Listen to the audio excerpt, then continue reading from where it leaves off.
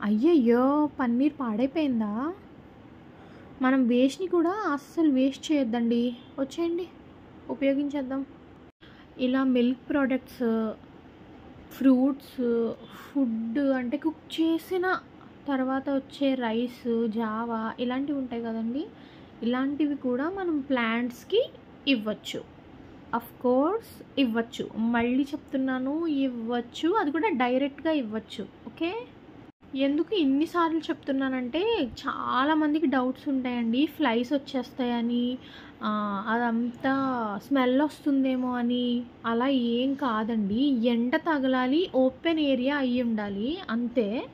కావాలంటే చూడండి, నేను కంప్లీట్‌గా డైరెక్ట్‌గా చిన్న చిన్న పీసెస్ కింద కట్ చేసుకుని ప్లాంట్స్‌లో వేసేసుకుంటున్నాను. ఇలా చేయడం వల్ల ఏమవుతుందంటే స్లోగా డీకంపోజ్ అవుతాయి అంతే. కాకపోతే డైరెక్ట్ మొక్కలు మొదల వేయకూడదు. మొక్కలకి మనం రోజు ఎలా అయితే వాటర్ చేసుకుంటామో సేమ్ అదే విధంగా వాటర్ చేసుకోవాలండి. ఎందుకంటే ఆ లోపల న్యూట్రిషియస్ వేస్ట్ జ్యూస్ ఏదైతే ప్రొడ్యూస్ అవుతుందో అదంతా లోపల మట్టిలోకి ఇంకిపోతుంటుంది. కొన్ని రోజులు ఇలా వేసుకున్న తర్వాత పైన ఒక లేయర్ సాయిల్ అయినా వేసుకోవచ్చు. లేకపోతే dry leaves, grass, coco peat ఇలాంటిదైనా వేసుకోవచ్చు. మనం వాటరింగ్ మాత్రం రెగ్యులర్‌గా చేసుకోవాలి. వీడియోలో ఒక్కొక్కసారి వేసేటప్పుడు మొక్కలు మొదట్లో పడుతున్నాయి కదండీ! ఆ తర్వాత నేను వాటిని స్టిక్స్‌తో తీసేస్తాను. అలా డైరెక్ట్‌గా మొక్కలు మొదలు మాత్రం ఉంచుకోకూడదు.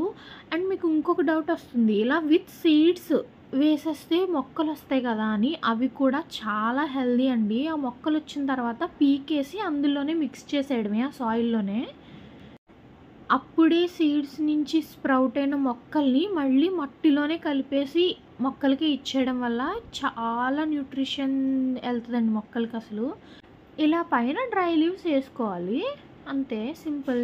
సబ్స్క్రైబ్.